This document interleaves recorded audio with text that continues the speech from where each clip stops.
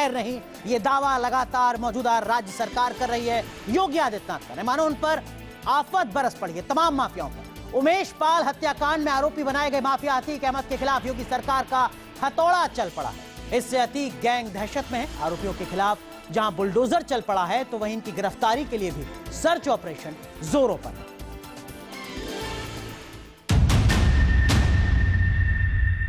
इन माफियाओं को भारतीय जनता पार्टी ही सही ढंग का रास्ता दिखा सकती है।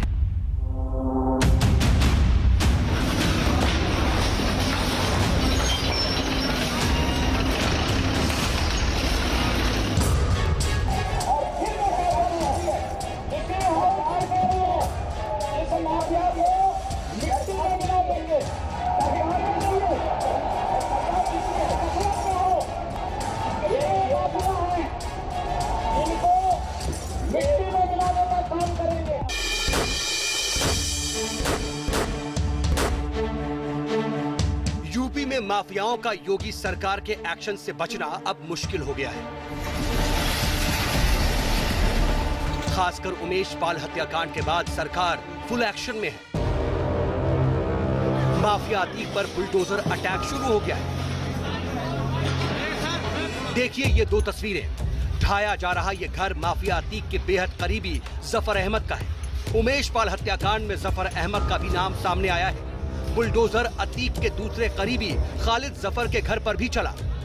बुलडोजर से जब यह घर ढाया जा रहा था तब जफर अहमद के घर से पुलिस को तलवार, पिस्टल और राइफल भी मिले।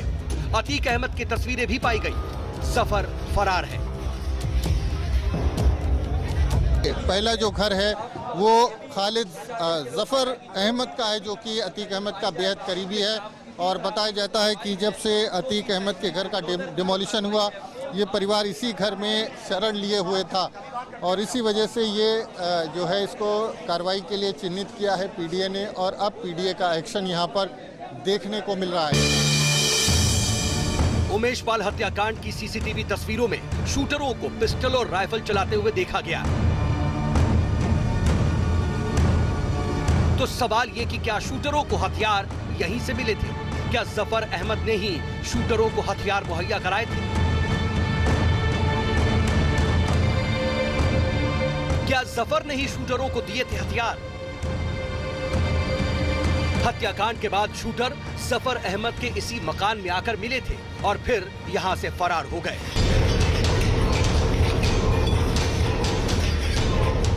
माफिया अतीक का मकान जब जब्त किया गया था तो अतीक के परिवार को इसी मकान में जफर अहमद ने पनाह दी थी। तभी से अतीक का पूरा परिवार यहीं रहता था।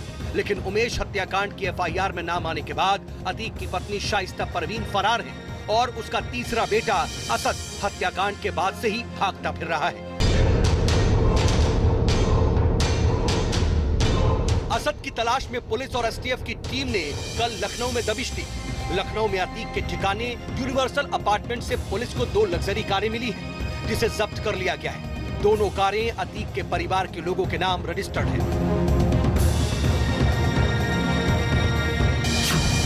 दहशत में अतीक गैंग।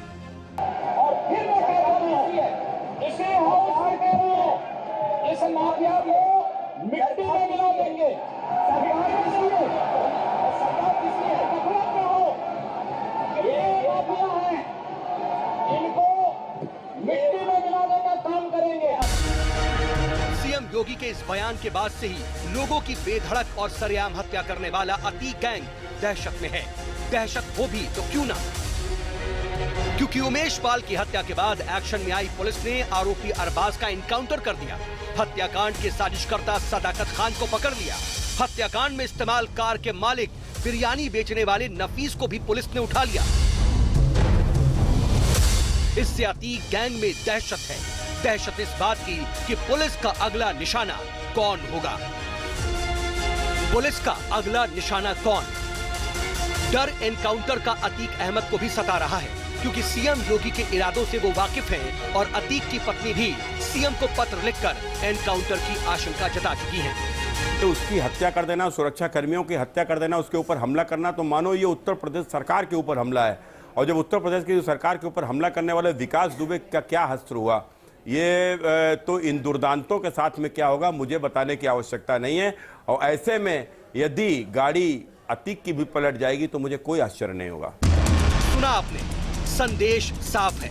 क्राइम पर जीरो टॉलरेंस वाली योगी की सरकार किसी अपराधी को माफ नहीं करेगी। सरकार ने अतीक अहमद को जड़ से खत्म करने का प्लान बना लिया है। खालिद जफर और जफर अहमद का ही नहीं, अतीक के 40 साथियों के मकानों पर बुलडोजर चलने वाला है। इसमें 20 के नाम तो उमेश पाल हत्याकांड से जुड़े हैं।